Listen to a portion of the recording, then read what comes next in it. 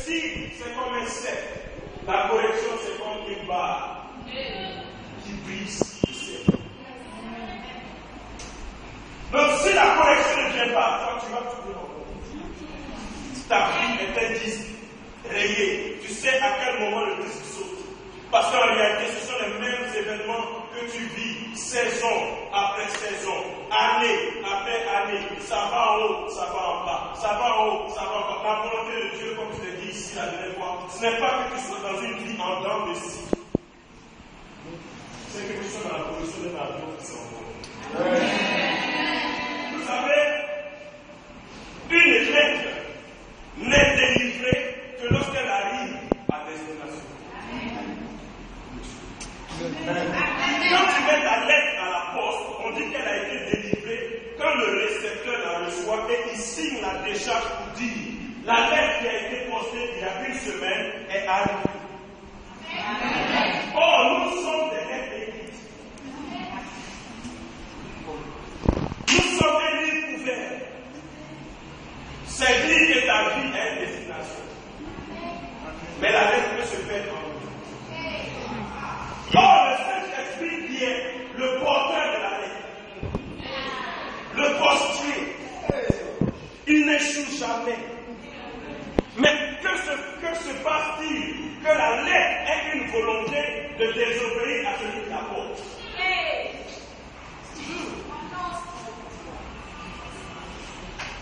Il y a plusieurs points que nous devons comprendre à propos de la correction. Premier point.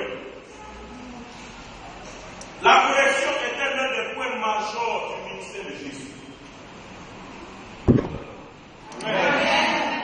Jésus est venu corriger un système, corriger une mentalité, corriger une manière de faire. Il est venu briser le cycle de la tradition pour entrer dans le cycle de la révélation. Il dit celui qui m'a vu a vu le Père. Amen. Donc tu ne peux pas rencontrer l'homme de révélation et vivre la même vie. Révéler signifie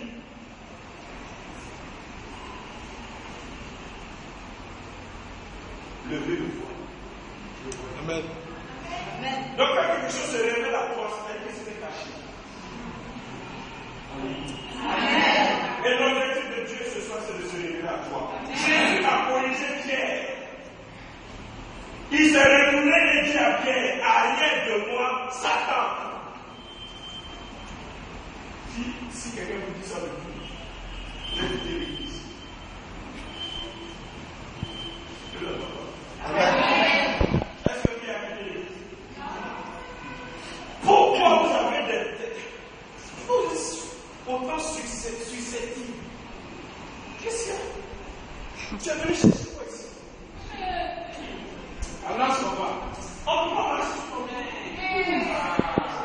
On ne peut pas se tromper des langages. Les gens de la porte. Tu es venu ici pourquoi? Tu es venu chercher Dieu. Tu es venu chercher un homme. Tu es venu chercher une femme. Tu es venu chercher une bénédiction. Vous savez, la bénédiction tue celui qui la poursuit. Aussi longtemps que tu n'as pas que je suis celui qui bénit, ta bénédiction te perdra.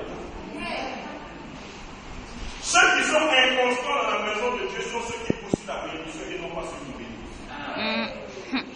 Le tout n'est pas d'être béni, c'est la gestion qui détermine ce qui se passe. Tout est censé dire tout, mais le sage te donne un test.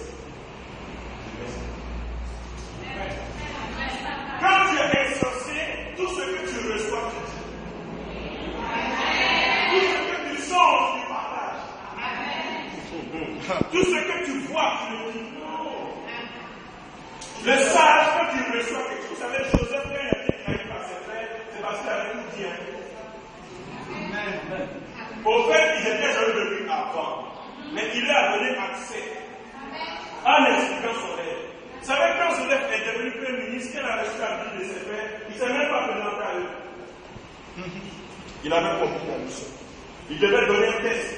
Il a mis des cuillères dans le sac de Benjamin. Quand il a revenu, je suis ton frère. Amen. panneau de correction.